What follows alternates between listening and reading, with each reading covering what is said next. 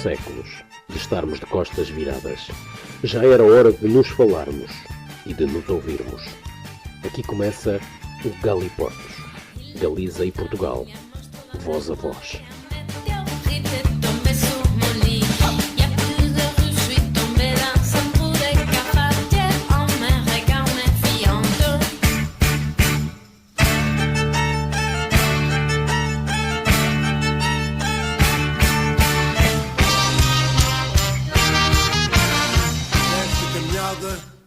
Semeamos esperança, colhemos confiança. Agradeço do fundo do coração a cada português e a cada português que votou em mim neste dia 18 de janeiro. Saberei honrar o vosso voto e a vossa confiança. Recebi votos oriundos de todos os campos políticos, o que reforça ainda mais a natureza independente desta candidatura. Sou livre. Vivo sem amarras e assim agirei como Presidente da República. Hoje, com a nossa vitória, venceu a democracia e voltará a ganhar no dia 8 de fevereiro. Convido todos os democratas, todos os progressistas,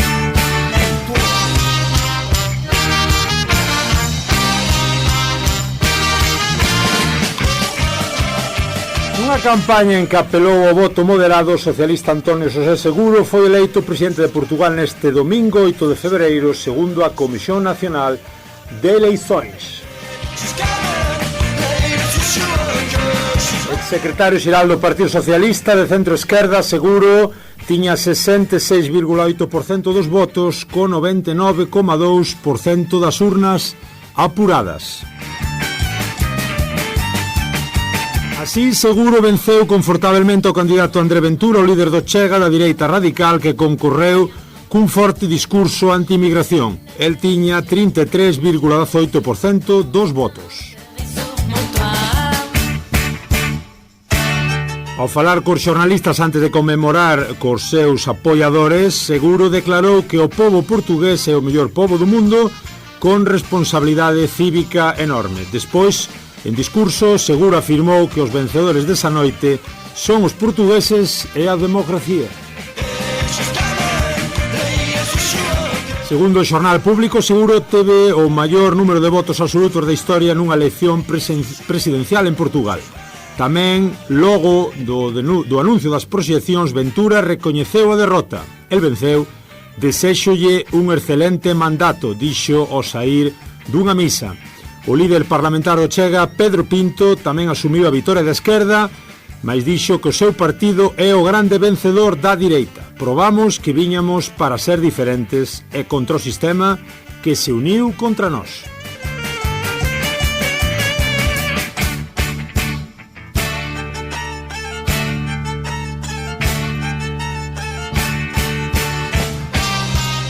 Isto é o que escribía BBC News Brasil, baixo título: Candidato socialista vence a direita radical e é eleito presidente de Portugal. A peza, o artigo, era do 8 de febreiro de 2026, apenas uns minutos despois das primeiras declaracións de Seguro, o que será o próximo presidente da República Portuguesa, que tamén escoitabades aí nesas declaracións captadas pola Radio Renascença.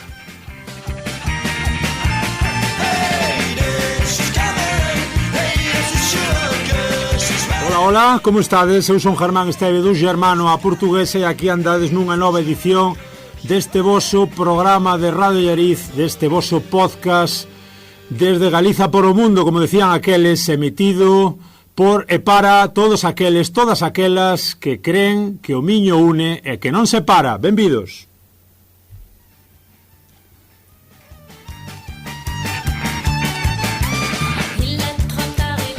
E benvidas.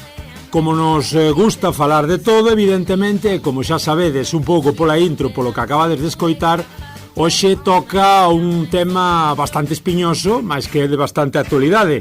Toca falar de política e toca falar de política de altura, de presidencia da República Portuguesa, das recentes eleccións, e cuns protagonistas fabulosos que nos van axudar a descifrar todo o que aínda quedou por falar.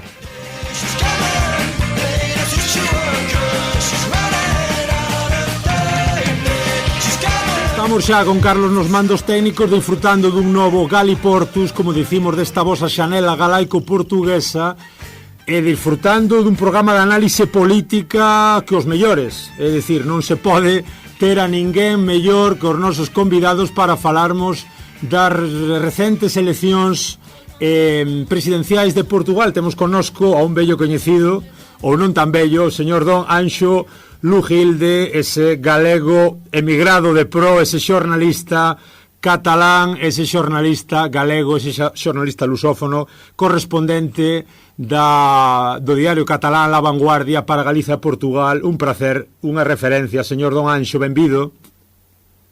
Bueno, isto de señor Don é moito portugués o de señor, pero co Don galego, oye, tan bello non son, pero bueno, agradezo moito e sobre todo os meus parabéns de novo a Galiportus por existir. É terrible que sexa noticia en Galicia que haxa un programa de media hora sobre Portugal. Debe ser que na Radio Galega non colle, non? Na televisión galega tiveron un tempo que facían Conexión Madrid, un debate desde Madrid, non? A ver cando fan unha conexión Porto, e hai un programa desde Porto, aínda que hai un correspondente. No dos millores, non te referías a min, te referías ao seguinte invitado, que é impresionante, e co que eu ademais teño unha gran débeda de gratitude persoal, porque foi o que, nesto que dixeches de correspondente en Galicia e Portugal, o que puxo os alicerces para facer eso foi a persoa que vai falar agora. Pois a persoa que fala agora é que tamén, evidentemente, vai falar... É o xornalista, unha cousa, só unha presentación, é o xornalista portugués do momento, é o único que quero decir. O home de moda. Para galegos e galegas non iniciadas no xornalismo portugués, efectivamente, temos aquí un dos grandes do xornalismo luso. Temos a Miguel Carballo, un dos máis recoñecidos, sobre todo porque despois de 5 anos, agora falamos de todo iso, seguindo a André Ventura e o Chega, ven de publicar un libro hai uns meses dentro de Chega, a cara oculta da extrema direita en Portugal, cun éxito rotundo. Obrigadísimo por estares aquí, benvido á túa casa, Miguel Carballo, bon día. Bom dia, muito obrigado. É um enorme gosto, um enorme orgulho estar neste programa que nos une. Não há fronteiras, não há fronteiras, nunca houve, para mim nunca houve, e é um gosto poder partilhar este espaço, esta conversa com um dos jornalistas que mais admiro. Eu acho que é uma referência para mim, é uma referência inclusive para muitos jornalistas portugueses que o acompanham há muitos anos, e poder juntar num mesmo programa, numa mesma emissão, Galiza, o Anxo e Portugal, é para mim um enorme gosto e um enorme prazer. Uhum. Sí, deixadme... Vou chorar, Miguel, isto é un fado sempre, pero bueno. Deixademe comezar, evidentemente é unha conversa fluida, tendes unha relación de hai moitos anos, non serei eu quen coarte aquí ningún tipo de posibles anotacións que queira facer Anxo como entrevistador tamén de Miguel, xa o pudemos ver aí, xa o pudemos ler na Vanguardia. Polo tanto, é unha conversa fluida, podedes comentar e apuntar o que queirades, evidentemente Anxo como ponte aí desas informacións e bo coñecedor de Miguel, mas deixádeme un pouco encarrilar a conversa, comezar polas eleccións, para que non coñeza do lado galego, tamén algún despistado do lado portugués. Opinádeme un pouquiño, comentádeme brevemente quen é este tal Antonio Xosé Seguro, que vai ser o novo presidente da República con case prácticamente 2/3 dos votantes nesta segunda volta, contra ese 1/3 de Ventura, do que tamén falaremos despois. Mas comecemos polo vencedor, Anxo, Miguel, Anxo, quen é Seguro? Sí, comenta ti. Bem, o António José Seguro é um produto das juventudes socialistas, um homem que no início foi até, nesse período em que aderiu à juventude socialista, até era considerado um homem mais da sua ala direita, né? Aliás, chamavam-lhe laranjinha, que era o termo usado para definir os jovens que aderiam ao Partido Social Democrata e não propriamente ao Partido Socialista. É um homem que tem mantido, apesar de ter ocupado cargos governativos no passado, no governo de António Guterres, é um homem que manteve uma distância, digamos assim, higiênica em relação aos piores períodos do Partido Socialista e das governações do Partido Socialista. Aliás, levantou a sua voz em períodos da governação de António Costa e do próprio José Sócrates mais atrás para o Partido Socialista. Portanto, é uma pessoa que só muito injustamente pode ser considerada, como André Ventura o fez, diga-se de passagem, nos debates televisivos, só muito injustamente pode ser considerado um produto do Partido Socialista mais envolvido em negociatas e em casos de corrupção. É uma tremenda injustiça, porque ele, de facto, apesar de ter sido líder do PS, depois perdeu uma eleição interna para António Costa e só muito pontualmente é que levantou a sua voz contra algumas coisas que não estavam de acordo com o seu pensamento. Não é um produto da ala mais esquerda do Partido Socialista, mas é um homem que, apesar de ter um discurso que não é considerado um discurso muito apelativo, não é um homem que tenha um grande carisma. Do que eu conheço dos bastidores, é um homem com um pulso muito firme e que, em privado, no sentido de tentar alertar para algumas questões que não concorde, o que vai em Belém, ou melhor, o que não vamos ver, porque em privado ele é muito mais agressivo e muito mais de pulso firme do que aparenta, será alguém que vai, obviamente, manter a Constituição blindada face às ameaças que estão em curso, nomeadamente por parte da extrema-direita representada por André Ventura. Uhum. Pola túa parte, Anxo, como analizades un pouco aí, como analizaches na Vanguardia, cal é a túa visión deste tal Antonio José Seguro? Eu diría, pensando no público galego, sobre todo, en que non seguirá moito, é o home carambola, é un arrayano. O de arrayano é moi importante, explicarino despois. Eu creo que é unha cousa moi boa para Galicia a elección de Seguro. A pena é que Antonio Costa o tumbase daquela maneira no 2014, que non chegara a primeiro ministro, porque en ter un ministro en primeiro ministro que chegaba a raya, aínda que neste caso é a raya de Extremadura, sería moi bo para nós. Pero o primeiro é estas eleccións foron realmente espectaculares. Unha cousa na narrativa, nos contidos, pois a política de hoxe é o pobre que non.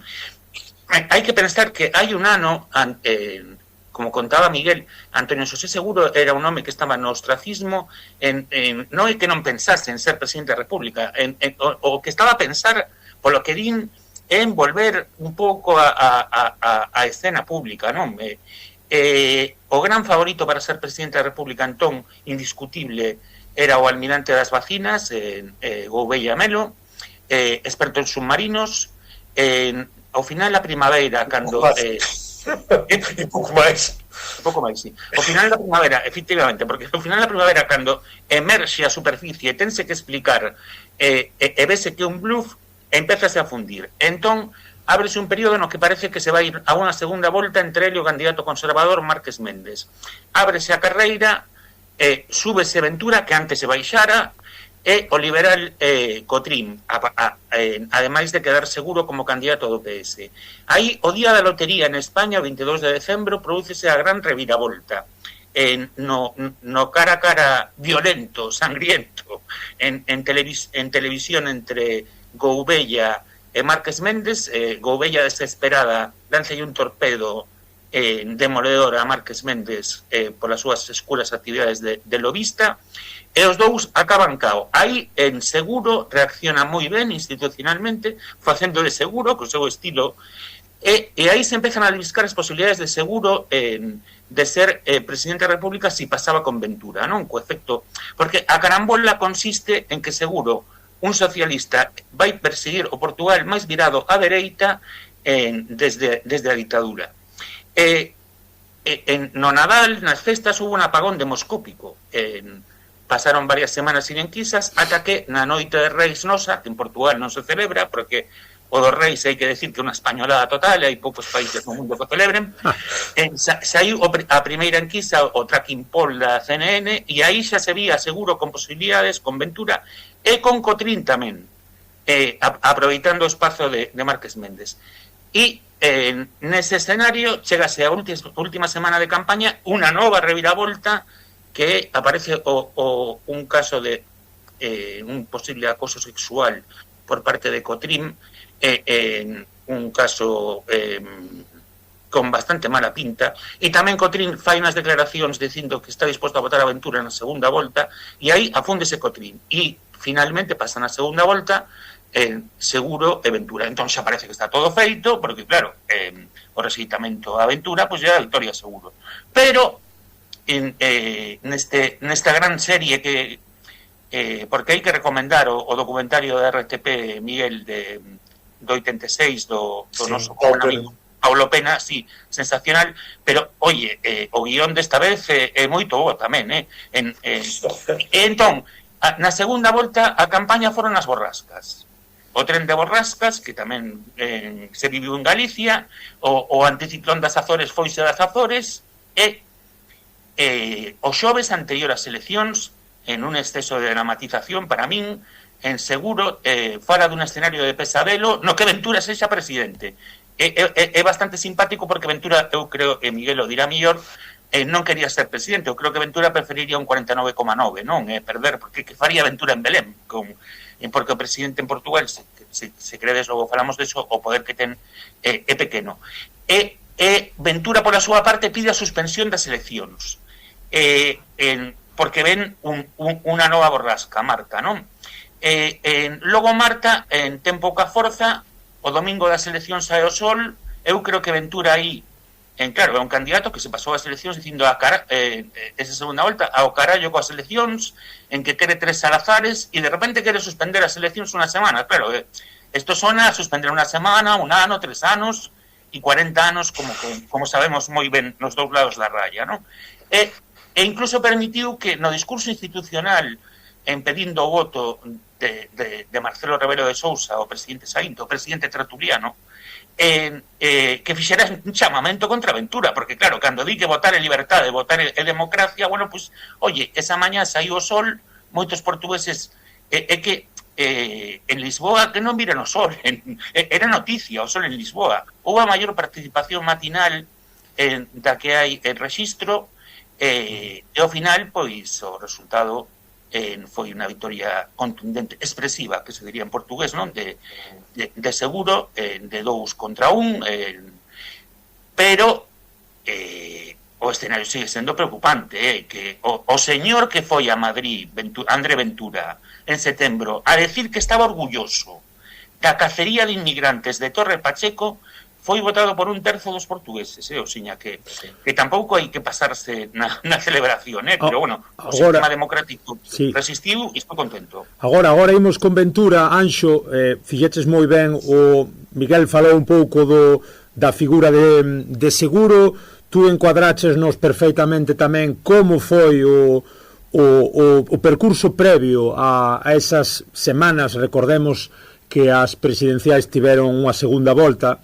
Na primeira volta sí que é curioso, Miguel, vouche preguntar, porque o normal é vermos as figuras presidenciais apoiadas ou saídas de afíns a certos grupos políticos. Neste caso Seguro reafirmou a súa condición de certamente un perfil independente, que ao final concorreron moitas forzas da dereita, da esquerda para apoialo en bloque.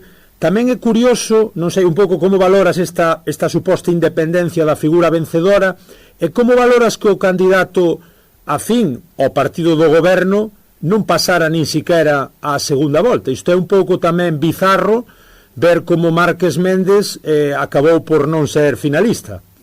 É ser cinco.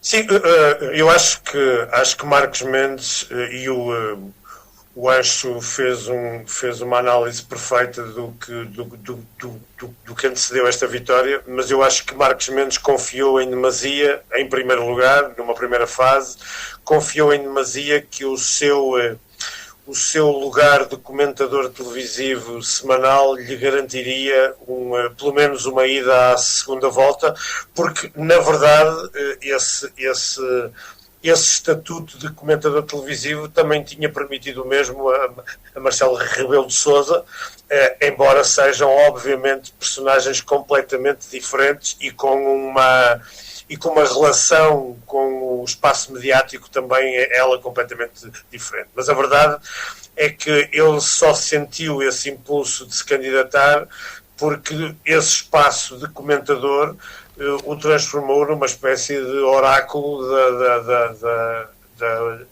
da política portuguesa, e onde até revelava algumas notícias em primeira mão. Acho que confiou em demasia também no estado em que estava, ou pelo menos na avaliação que os portugueses faziam da atual governação, que é aparentemente, e acho que a candidatura dele foi prejudicada também por isso, é aparentemente mais negativa do que parece, e como o Ancho disse bem, Marques Mendes nunca mais recuperou da exposição que foi feita sobre o seu papel de lobista ao longo dos anos e de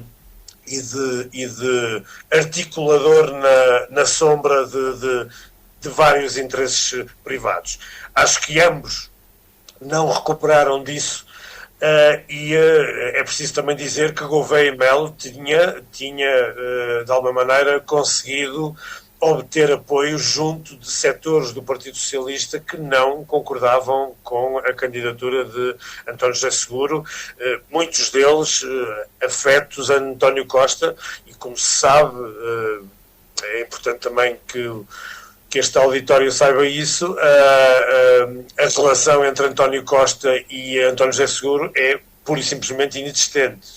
Da parte de António Costa há uma espécie de ódio de estimação, e obviamente que os seus seguidores procuraram outras soluções que não a escolha de António José Seguro. Aliás, o próprio Partido Socialista demorou bastante a indicar o voto em António José Seguro, certamente acautelando-se em relação a estas divisões internas. E eu acho que um dos trunfos mais importantes de António José Seguro para ganhar estas eleições foi também a forma como, quase olimpicamente, a figura de André teve que confrontá-lo nos debates, e é inevitável, mas uma das estratégias que foi um enorme sucesso foi o facto de António José Seguro nunca dirigir ataques ao próprio André Ventura, salvo raríssimas exceções, e não permitir que a agenda de André Ventura o contaminasse. Ou seja, ele nunca sujeitou a sua agenda e as suas posições e as suas intervenções àquilo que André Ventura dizia, fazia ou ameaçava, que é exatamente aquilo que ele está habituado a que se faça. Ou seja, como se diz por aqui, presumo que também na Galiza este termo possa ser conhecido, António José Seguro não mordeu o isco do discurso de André Ventura. O que ele falou foi sim para o eleitorado que vota habitualmente no Chega, mas que é um eleitorado, em muitos casos, e aí conheço-o bem, muito diferente da da própria direção e do próprio aparelho político do Chega. É oriundo de muitas paisagens geográficas contrastantes, de muitas convicções ideológicas contrastantes. O Chega, ao longo destes anos, foi buscar muito eleitorado, obviamente, de direita, descontente com os partidos tradicionais, mas também conseguiu cativar, sobretudo em zonas suburbanas e em zonas de interior, muito eleitorado que durante décadas tinha votado à esquerda. Aliás, nas últimas eleições legislativas em Portugal, um dos principais prejudicados por esse grande apoio ao Chega, pelo facto do Chega se ter tornado a segunda força política em Portugal, um dos grandes prejudicados foi o Partido Socialista, sobretudo na zona sul do país. Mas esse foi o trunfo de António José Seguro, foi sobretudo falar para o eleitorado, ser até cúmplice de algum lamento e de alguma raiva e de algum ressentimento desse eleitorado em relação à política, ou seja, no sentido de se colocar em parte até ao lado desse sentimento. Isso foi muito visível no último debate entre ambos. Se me permites, casi fixo un anuncio do teu libro no debate, en que creo, polo que vi nunha entrevista na radio, dixo que regalara o teu libro, que agasallera varias persoas, pero que ainda non tivera tempo a lelo, en que te coñecía de hai moito tempo, e aí colle hai un momento no que se dirixe os electores do Chega dicindo que se lles abandonou, porque un pouco a tese de Miguel, hai que, para explicar un pouco o libro de Miguel, Miguel empotrouse no Chega durante 5 anos, facendo de becario de si mesmo, non? É unha cousa espectacular do mellor xornalismo, sí, isto que sería en todos los hombres del presidente, esto es un ejemplo del mejor periodismo, bueno, un exemplo do mellor periodismo norteamericano, ¿no? Pois efectivamente Miguel fixo dos reporteiros, Miguel foi aos actos os que non iba ninguén, en sendo dos periodistas máis recoñecidos de Portugal, por eso digo o de bolseiro ou estagiario, que se diría en portugués de si mesmo, non? E entón, o Seguro aí, efectivamente, diríxese a esa xente, porque, claro, hai a tendencia da demonización, non? Miguel, o libro está tendo un éxito extraordinario, un libro de política... 16.000 exemplares vendidos, non? E hai unha cousa, Miguel, que te animaría a explicar de como son as presentacións, non? As sesións de esclarecemento, non? Que isto da terapia colectiva, porque, a ver, o éxito do libro de Miguel, aparte de que está feito por Miguel, e moi ben feito, é que non é sobre Ventura, sino sobre o Chega, sobre o país do Chega, non? Que é o país do resentimento que estaba un pouco esperando, estaba aí, e Ventura foi ao seu encontro, non? Entón, nas sesións estas, por todo o país, o Miguel vai onde o chaman, a xente pregunta a Miguel en plena autoaxuda: Miguel, que fago eu? A miña parella é xegana, vota, porque como lle chaman os votantes do Chega?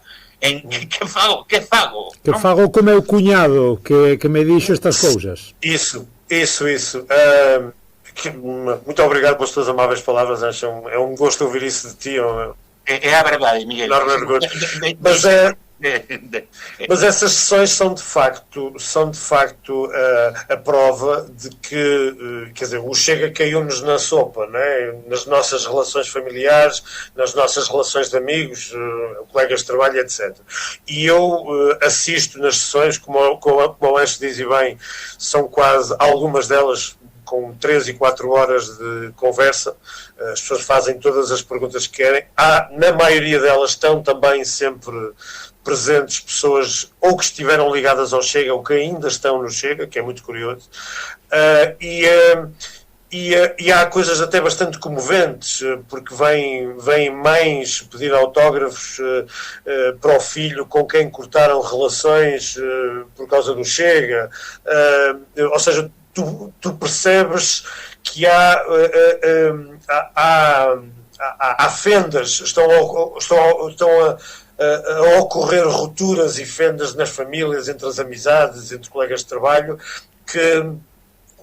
Ventura também soube explorar muito bem. E o facto de Seguro, a dada altura, ter percebido que não era dirigir-se ou morder o isco que André Ventura coloca normalmente no espaço mediático para que todos mordam, e os jornalistas mordem muitas vezes, a verdade é que falar para o eleitorado, creio que teve os seus efeitos. E teve não só efeitos na generalidade da população, teve também num universo muito importante, que é o dos jovens, onde o Chega é de Champions, está a larga distância de todos os outros, o próprio Ventura também, mas para mim foi espantoso como é que António José Seguro conseguiu cativar muito voto jovem, numa altura em que o Chega lidera em quase todos os índices esse universo. E ainda estamos a aguardar por estudos mais refinados para comprovar a total dimensão disso. Ou seja, quem o aconselhou, ou presumo que se tenha aconselhado com muita gente a este respeito, ou se foi ideia dele, foi a melhor, porque foi o primeiro líder político, o primeiro adversário político de André Ventura, e isso teve sucesso eleitoral, e se calhar é um tema, é um assunto que vale a pena discutir, porque eu acho que o meu livro também, de alguma maneira, como o Ancho disse, reflete isso. A minha preocupação nunca foi André Ventura. É óbvio que no livro existe abundante informação sobre ele e sobre como é que se formou o seu perfil de líder político, mas o que era desconhecido da esmagadora maioria das pessoas e dos eleitores minimamente conscientes era o que representava o Chega e como é que ele tinha crescido e à custa de quem e à custa de quê. Isso era uma coisa que não era abordada. Os próprios adversários políticos do Chega concentravam todo o seu combate ao fenómeno na figura do seu líder. E quem conhece o Chega por dentro sabe que uma das piores coisas que se podem fazer a André Ventura é simplesmente ignorá-lo. Justamente, deixame un segundo, Anxo, justamente nesto que comentas, Miguel, tamén falades os dous na vosa entrevista na La Vanguardia dese papel dos xornalistas como parvos útiles. Non sei se ias comentar algo nesa dirección tamén, Anxo, de como os xornalistas ou como o xornalismo foi utilizado aí polo propio movimento de ultradereita, como tamén acontece nos outros movimentos de ultradereita próximos, como Vox, o Fronte Nacional, o Partido de Meloni, etc., como o xornalismo fai de canal e lle dá protagonismo a quen quizás non lle corresponde. E que aí nesto no que estaba falando Miguel do voto xoven e moitas outras cousas valen para todos os países. A investigación de Miguel va moito máis aló do Chega, é do fenómeno da ultradereita en Europa. Eu recomendolle moito aos lectores galegos que co privilexio de que temos de poderlo ler no original sin ningún problema, que non está a venda en Galicia, pero poden comprar o ebook dentro do Chega. Miguel, xa estiveches fuches a Suiza, cousa que me parece moi ben, en lugar de destino común de tantos emigrantes galegos e portugueses. Estou a espera de que fagas unha presentación en Galicia. A ver, a primeira cuestión nesto de Seguro e dos novos, eu creo que isto é fundamental para a socialdemocracia en Europa, porque ele conseguiu algo que non é que o PS perdera, o PS portugués perdeu os mozos, moito máis co PSOE, porque Sánchez ainda conecta algo desde o poder e polo estilo este do perro Sánchez das redes, pero bueno, é un caladoiro brutal para a extrema dereita, especialmente entre os homens, non tanto nas mulleres. Eu creo que o da estrategia, Seguro é bastante estratega de si mesmo, como ti contaras antes, Miguel. El foi un aparachic total, formado na Rúa Ferraz. El no 93, Antonio Guterres, sendo primeiro ministro, hoxe secretario xeral da ONU, manda a un grupo de persoas da súa confianza a formarse en Ferraz porque o PSOE fora a aprender da campaña de Clinton do 92 e unha destas persoas é Seguro. Eu creo que o primeiro elemento que a Seguro lle axuda a conectar tanto coa mocidade é o ostracismo. O ostracismo en que na biografía de Stefan Zweig sobre Fouché, ese libro tan extraordinario de política, conta como o ostracismo axuda a acumular forzas e xenera un home novo, digamos, cando era un home que, claro, Seguro acaba sendo unha novidade cando Seguro é home que sempre estivo ali. O día que anunciou en Guterres a dimisión no 2001 nas municipais, a última persona coa que falou foi co Seguro, pero para moitos rapaces portugueses Seguro non existía. E logo despois Seguro, isto que lle dixo a Ventura no debate, Miguel, cando o intenta relacionar coas corruptelas do PS e el di, oiga, que eu tiña dereito a unha pensión vitalicia de 300.000 euros a que renunciei e tería cobrado, porque había esa pensión escandalosa que logo se suprimiu para que os políticos renunciou, fuise a cultivar viñas a Penamacor, acabou a carreira, deu clase, o de dar clase, a ver, hai profesores que non conectan coa mocidade por dar clase, pero un tipo como Seguro, co empático e co boa xente que é, polo que decides os que o coñecedes, que se preocupaba cos alumnos. Eu creo que tamén iso se axudou a modular o rexistro para conectar coa mocidade e efectivamente nos datos que hai de votos por idades nas sondaxes, el competía con Ventura millor na franxa de 18-34 na dos mozos, digamos, que na dos maduros, de 18 a 55, que aí sí que estivo o maior caradoiro de Ventura. En o dos tontos útis, efectivamente, claro, se lle daba unha cancha desmedida. Hai unha cousa que di Miguel no libro, en as entrevistas, de que hai cousas que directamente non se deberían publicar porque son inconstitucionais. Isto de ilegais van contra a Carta das Nacións Unidas. Isto de un señor que vai ali a decir que cazar inmigrantes, que está orgulloso, bueno, é que todas as barbaridades que ten dito e feito Ventura son tantas que chega un momento xa que...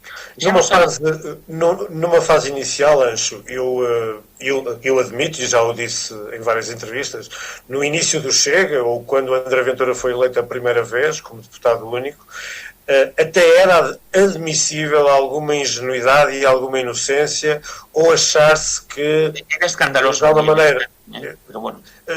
Pronto, mas nessa altura, apesar de tudo, naqueles meses iniciais, eu consigo admitir alguma inocência, alguma ingenuidade na forma como lidar com um fenómeno deste género em termos mediáticos. Nós não tínhamos essa experiência e, obviamente, patinamos em muitas situações. Como patinou toda a Europa, tamén. Sí. Como pasou mas agora... Como pasa en Cataluña coa Silvia Orriols, é o mesmo.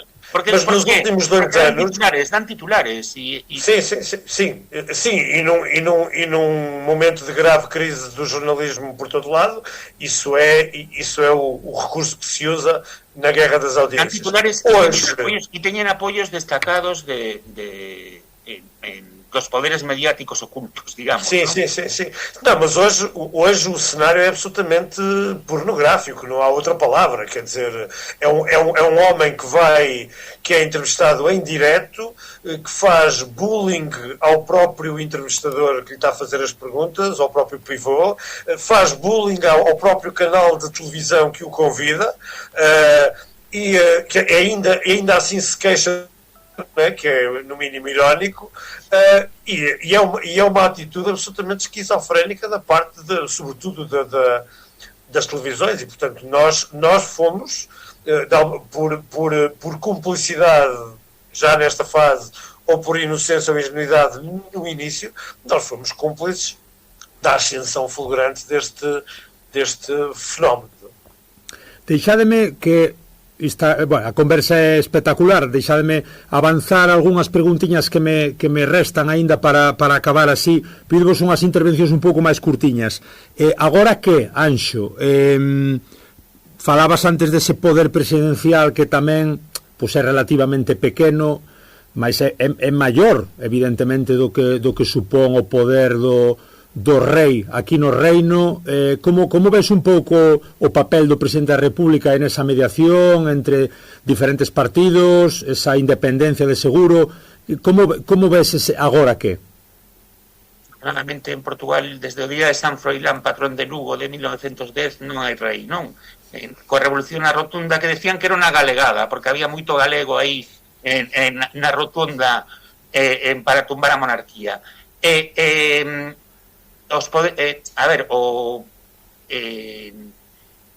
Teóricamente Portugal ten un sistema como francés, pero en realidade é semipresidencial, pero ao revés do francés, o poder non está no presidente do goberno, sino no primeiro ministro. E na práctica funciona de unha forma moi parecida á española, pero con un xefe de Estado que pode disolver, vetar, ten máis poderes, pero son cativos. Por isto decía que condiciona a Rayana de Seguro. Seguro é un señor que medrou vendo televisión española. Claro, coméntanos iso de Seguro como alguén tan arraiano, insistes moito na cuestión. Sí, a Penamacor chegaba moito mellor a televisión española que a RTP.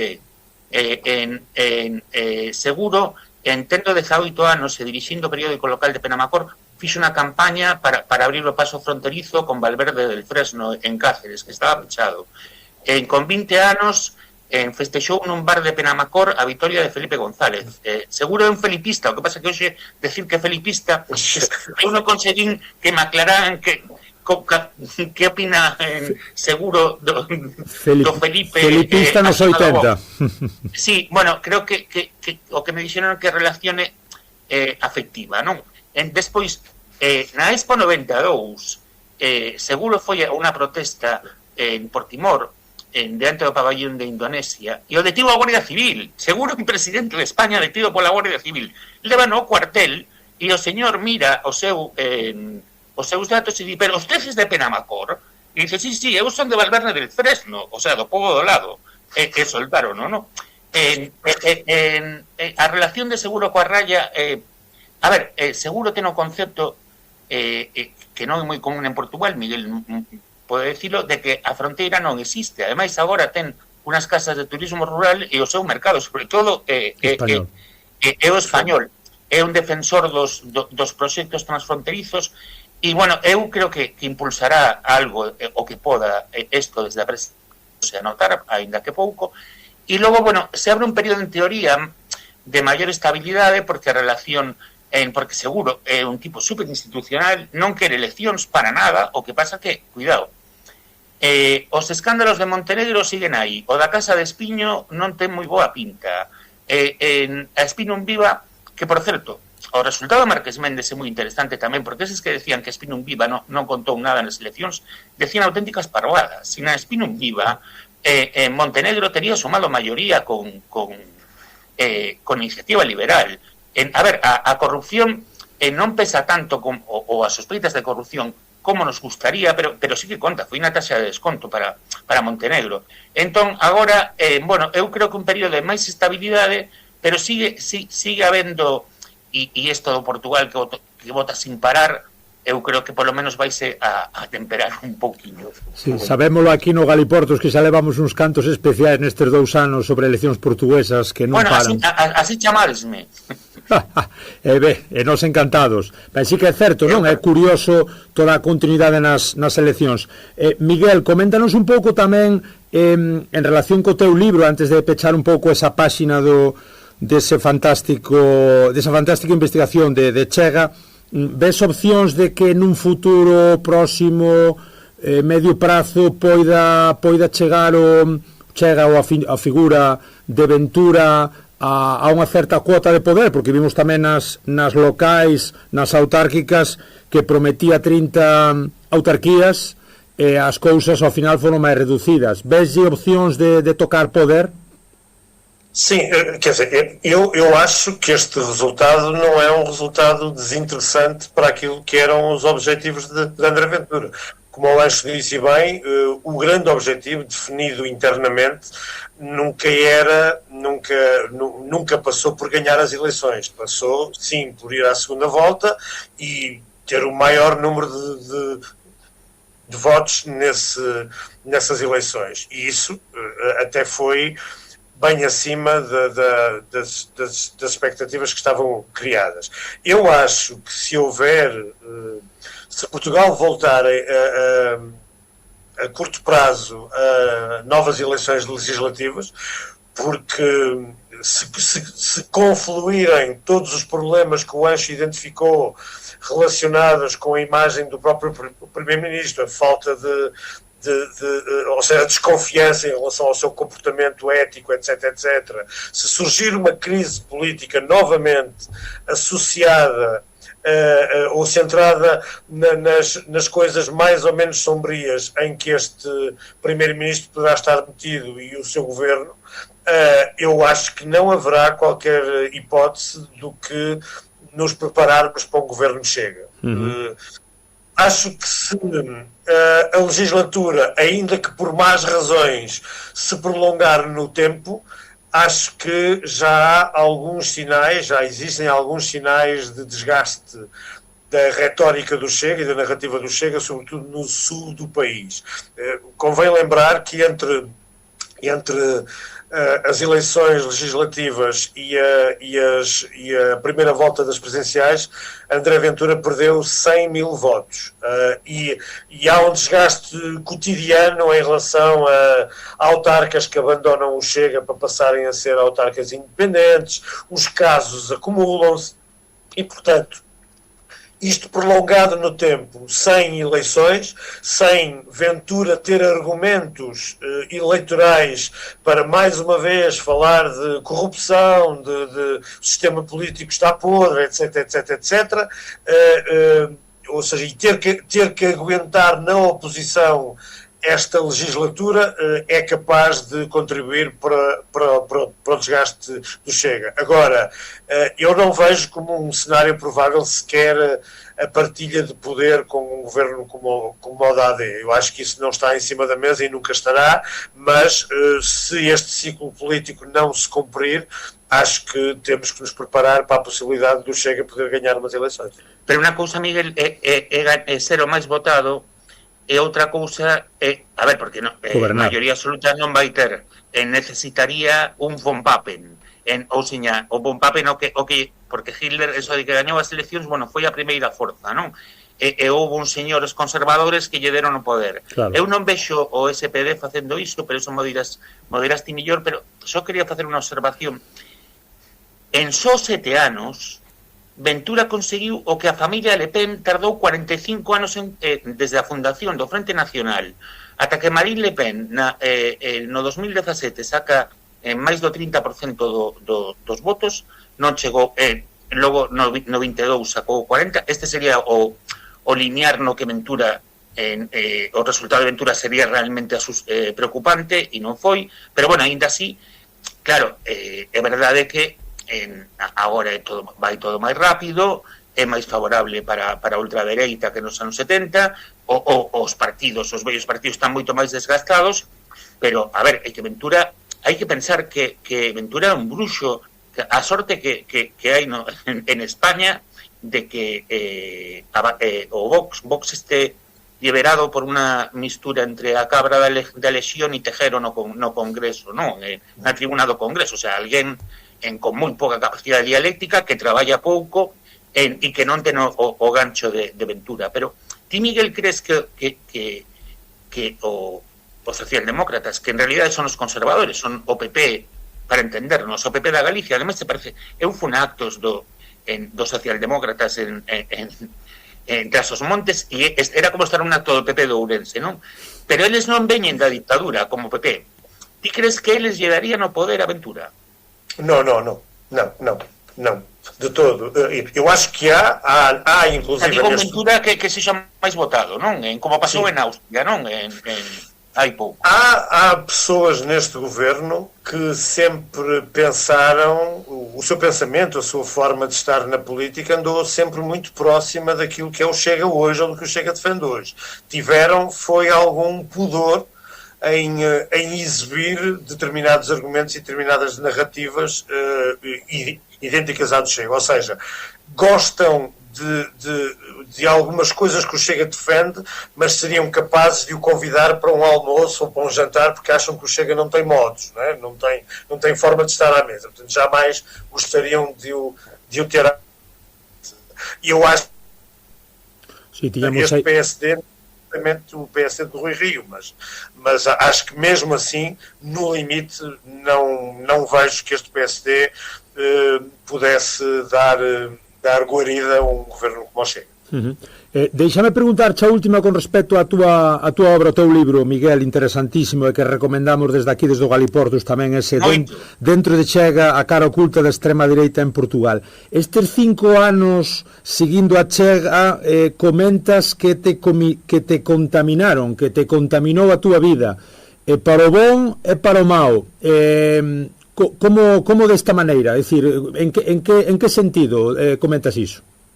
Sim, porque eu não, quer dizer, nesses anos eu praticamente, apesar de ter feito outras coisas, sobretudo enquanto trabalhei na revista Visão, fiz outras coisas, obviamente, mas esse assunto era um assunto que contaminava a minha vida 24 horas, a nível pessoal e a nível profissional. Era frequente receber telefonemas de gente do Chega durante a madrugada e eu estava a trabalhar, atendi-os e portanto, houve ali, quanto mais conhecia as profundezas do Chega, mais queria conhecer, e isso obviamente me aproximou desse universo eleitoral e obviamente a dada altura também contaminou a minha forma de ver o mundo. Eu de facto a dada altura coloquei-me muitas vezes na posição de alguém do Chega a olhar o mundo e a realidade política, e posso-te dizer que também deitei muito texto para o lixo quando estava a escrever o livro, porque a dada altura me sentia a escrever à Chega. Achava que já estava a escrever como eles falam e como eles escrevem. E, portanto, isso contaminou, de facto, toda a minha vida e, de alguma maneira, ainda contamina, porque é um tema que eu não largo, né, neste momento. Moi ben, estamos xa acabando esta nosa conversa con Miguel Carballo e Anxo Luxilde aquí, hoxe no Galiporto, falando das presidenciais portuguesas, analizando a figura de Seguro, o próximo presidente da República, tamén de André Ventura, ese líder tan controverso da extrema direita, mediante a aportación de dous bons coñecedores, tanto de Anxo, ese xornalismo aí en Portugal explicándonos todo para este lado da raya, e tamén de Miguel Carballo con ese seu libro Dentro de Chega, a cara oculta da extrema direita en Portugal. Teño unha curiosidade, Miguel, non sei se te aconteceu algunha vez en algunha das presentacións. Quantas presentacións xa levas co libro? 32 sessões até o momento, e tenho mais marcadas até maio. É un 3 meses ou no, canto tempo?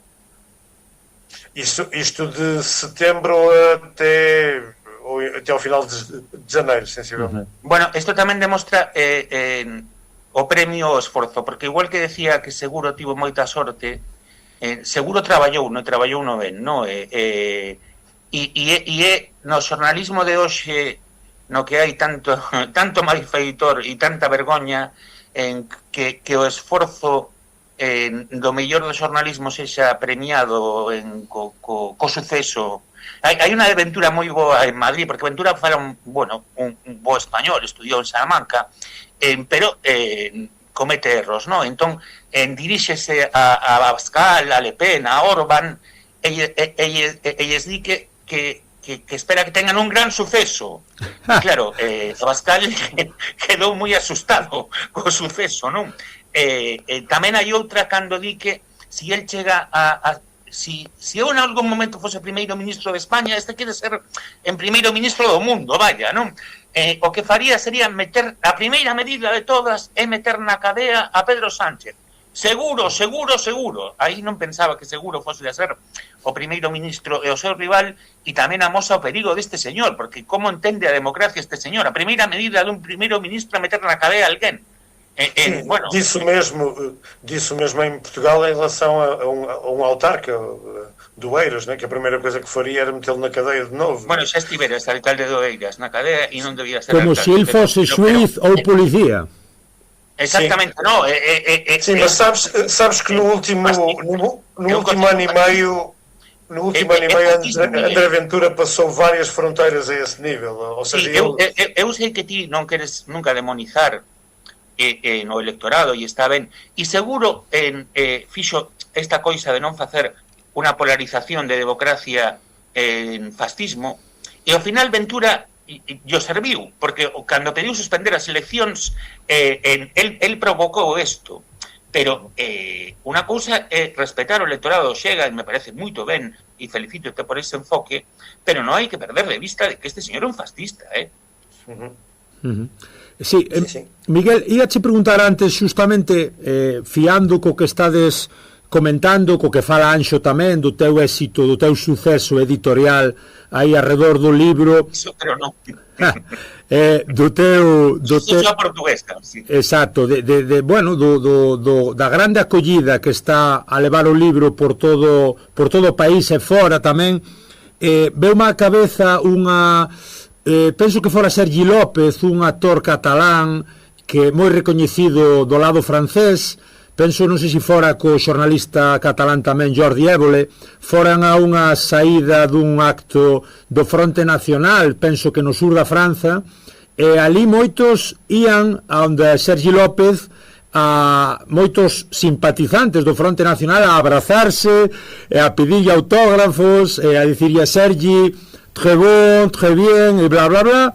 Mas, claro, decía Sergi López alarmado, estes non entenden nada do cinema, non entenden nada do que eu estou a facer, da miña obra, porque como veñen aquí e se abrazan a min. A ti xa te aconteceu que chegara alguén tamén afín a Chega ou ás posicións de extrema dereita e que diga, olla, o Miguel é un grande xornalista a pesar disto que non concordo con el, Miguel, asíname aquí, Miguel, abrazo-te, Miguel, eres un grande.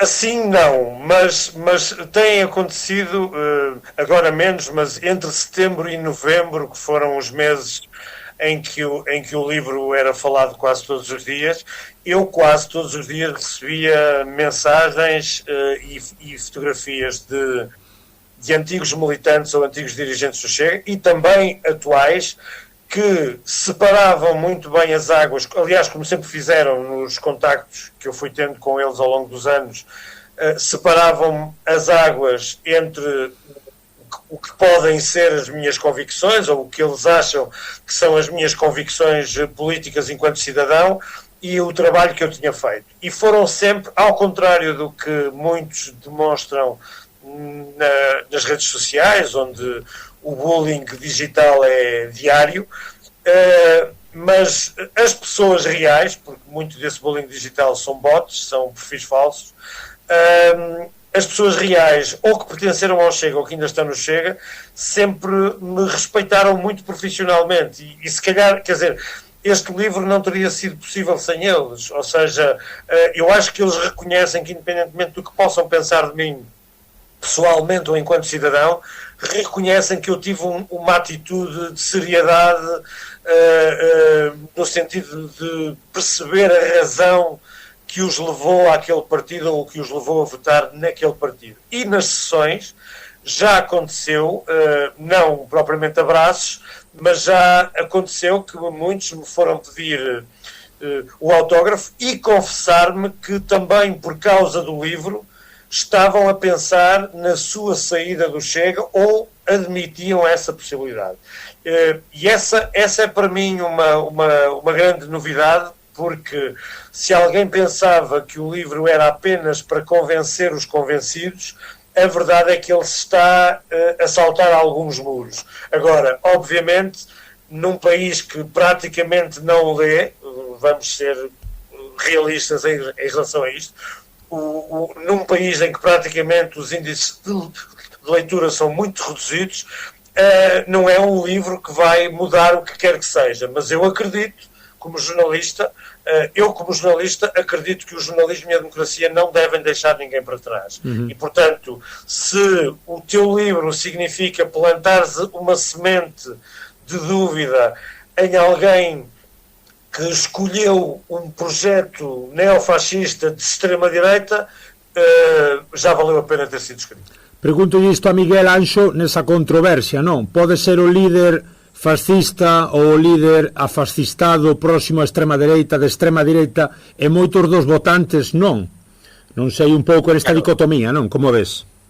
Bueno, que aí hai... A ver, había un dato bastante interesante nas sondaxes das presidenciais que, claro, ser un voto personal, que en ocasións Ventura tiña máis intención de voto que xente que quería que fose presidente.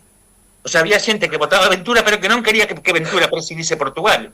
Es como os que votan aquí en Cataluña a este fenómeno moi preocupante bueno, os que votan de momento poucos, pero de Silvio Ríos, de Alianza Catalana.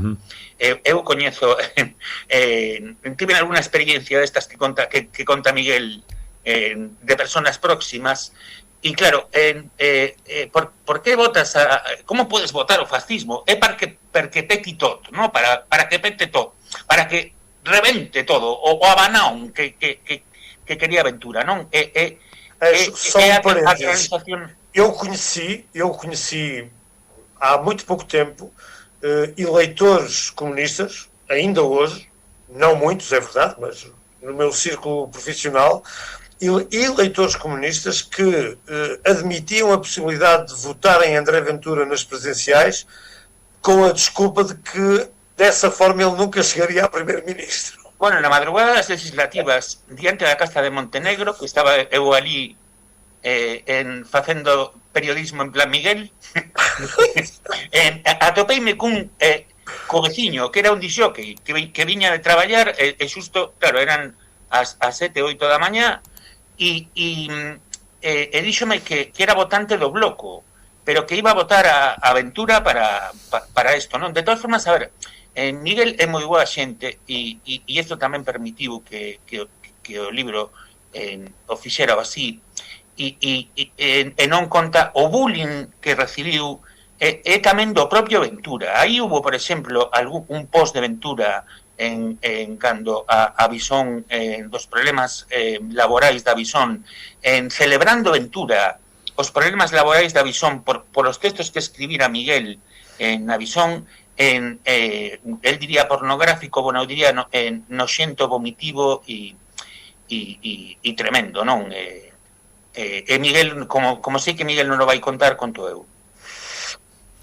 Non aí está tamén ese apuntamento de Anxo. Digo que non gustaría de acabar sen preguntarvos brevemente unhas liñas polo defunto político. Como valorades tamén os 10 anos da presidencia de Rebelo de Sousa, tan popular, tan fotográfico, non sei como se valora este bo home para unhas cousas e non tan bo, supoño, presidente para outras, Anxo, Miguel.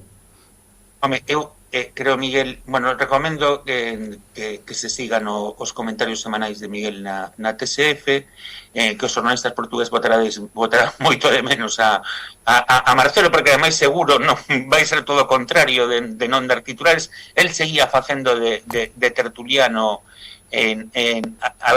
claro, el cando chegou, ademais, a presidencia de Cavaco foi tremenda nos tempos da Troika, a crueldade de Cavaco, co sufrimento social na Troika, sendo Marcelo tamén conservador, Marcelo descomprimiu moitísimo e iso foi maravilloso. Eu lamento, eu gustaba moitísimo do Marcelo comentador, teño que decir, era a súa audiencia fiel. Entristeceme un pouco este final, porque tivo aí o escándalo das xemeas do fillo, ensaiu mal, equivocouse para min disolvendo tanto, acabou sendo chamado Marcelo disolvente. Isto axudou o Xega, pero queda un pouso de valores democráticos desde a dereita, desa dereita que nunca pactaría coxega dese estilo de proximidade. O legado de Marcelo creo que a longo prazo será mellor do que se ve hoxe. Confío, desexo. Miguel, que te parece a ti? Subscrevo inteiramente o que o Anxo disse. Eu acho que a fase final do presidente Marcelo é uma fase triste, é uma fase muito complicada, muito controversa, com imensas polémicas associadas, também associadas a alguma, que eu creio que há algo que Belém nunca gostou muito, no Palácio de Belém as pessoas nunca gostaram muito de falar sobre isto, era um pouco tabu, mas eu acho que muita dessa debilidade política também está associada a uma debilidade física e de saúde. Não sei se isto a seu tempo poderá ser assunto ou não, mas quem frequenta... É sentimental, pode ser também, não? Não sei, eu acho que do ponto de vista da sua saúde, acho que há algumas debilidades que ajudaram a que as decisões políticas também não fossem as melhores. Mas como o Anxo disse, eu acho que com o passar do tempo se vai olhar para os mandatos de Marcelo como muito importantes, no sentido de estender a ação política e de aproximar o chefe de Estado do seu eleitorado e do seu povo. E nisso, Marcelo, junto de setores sociais que tinham sofrido imenso com a Troika e com a vinda do FMI, foi muito importante naquele período. Foi o ombro amigo, foi muitas vezes a voz que também falou por essas pessoas, e isso não se pode esquecer, independentemente do que revelou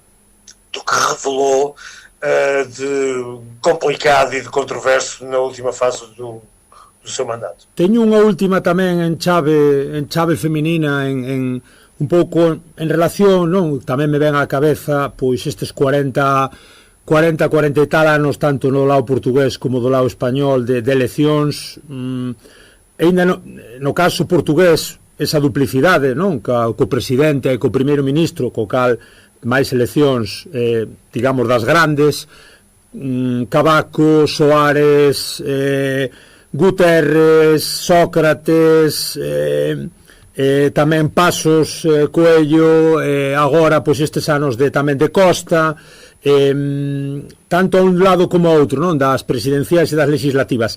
Para cando unha muller que chega a esas posicións de ben merecidas, porque tamén preguntaránse moitas mulleres que está a acontecer, Anxo.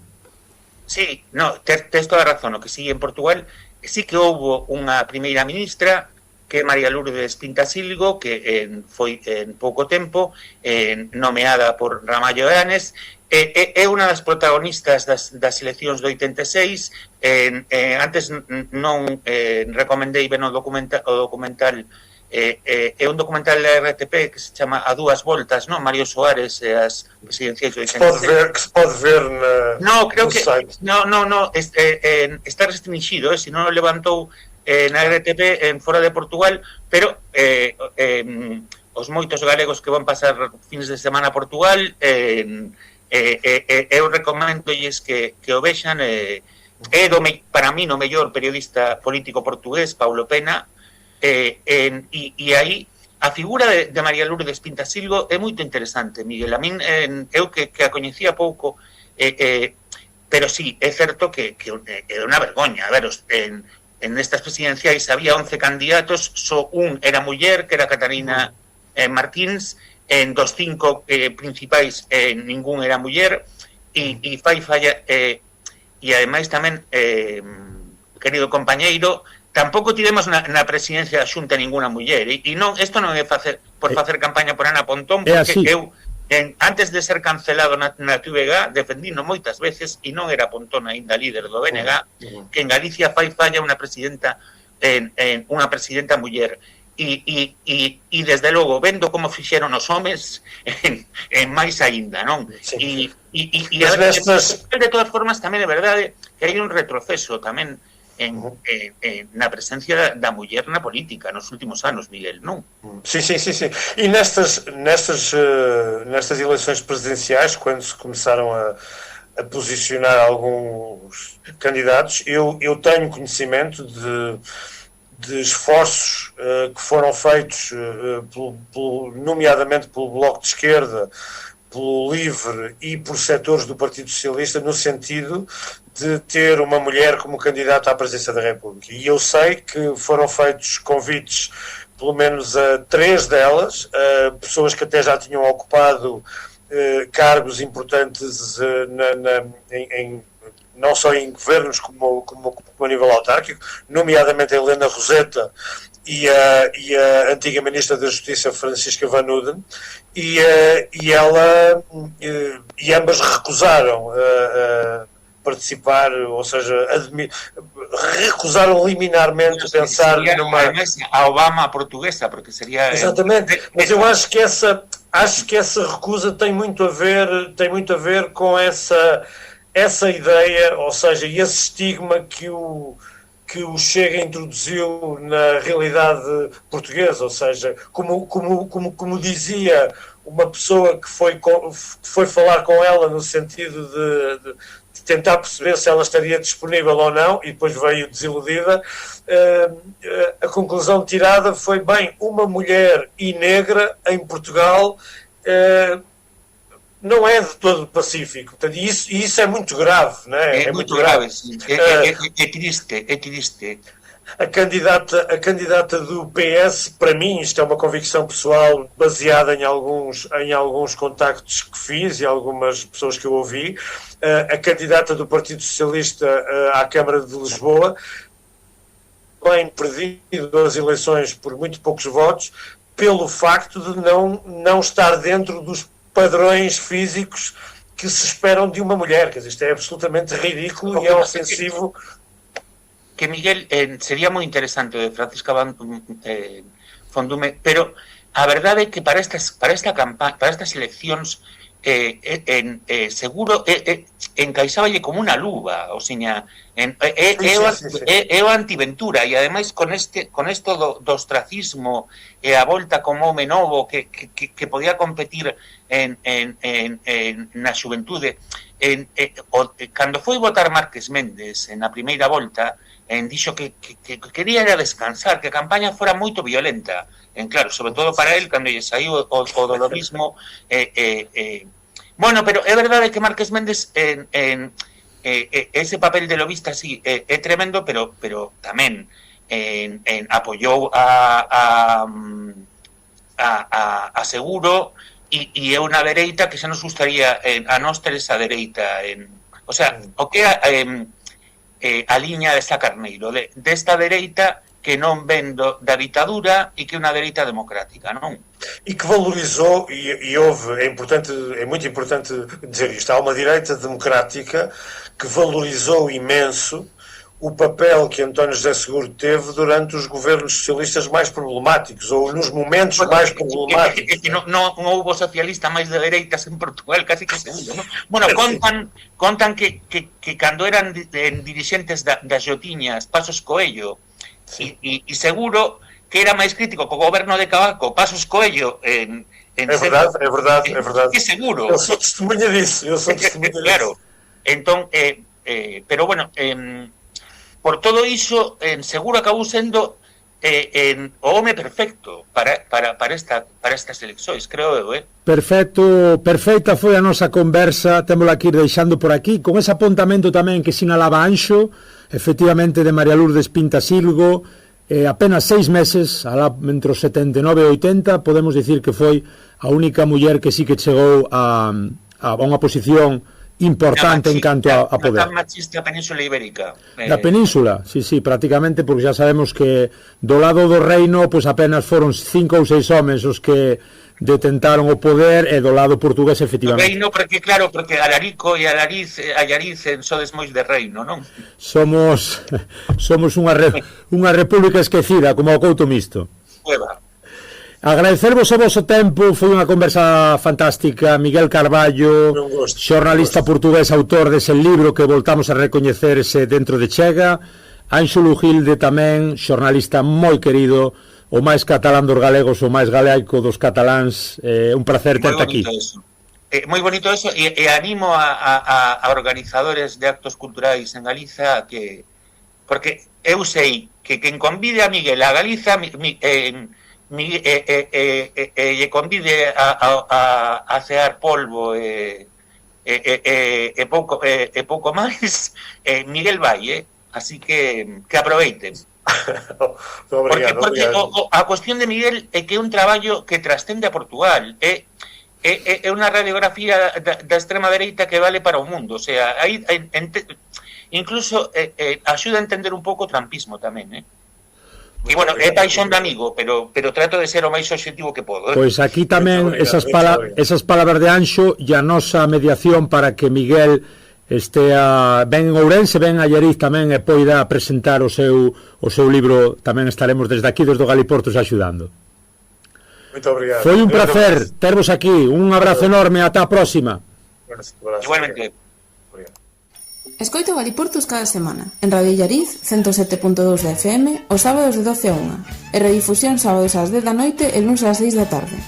Tamén na súa emisión online e nas emisoras da Coac FM Coruña. Se prefires, tesnos nas plataformas, en iVoox, Spotify, Apple Podcast, Podgalego, Deezer e tamén no YouTube. E non esquezas seguirnos nas redes, enviarnos calquera dúbida, proposta ou queixa a galiportuspodcast@gmail.com.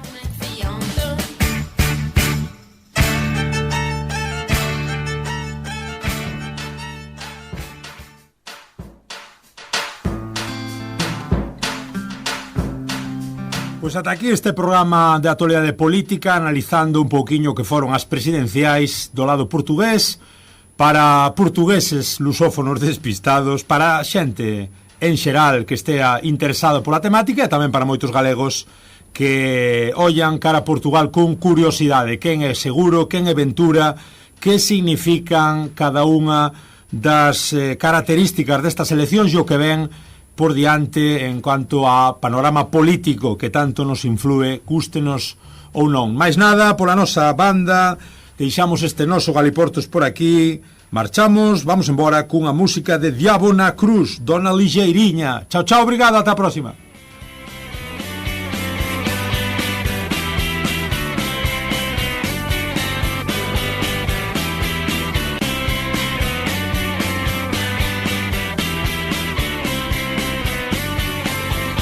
Antes da chegada eu disse-lhe ao ouvido: esse teu amigo mais parece teu amor. Nem todo caixeiro é para dar contigo. Larga lá o osso, só fui dar com ruído. Haja algum bom senso, Dona Ligeirinha. Olha que o comércio afugenta muita gente. Antes da chegada, não só que lhe digo: escolha o bom caminho que é para o rosto andar contente.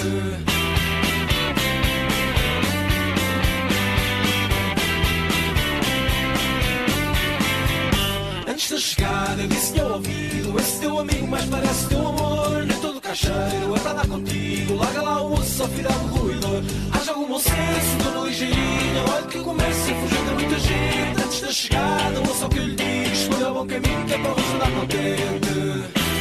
Vou dar o que é mamado, vou à perna.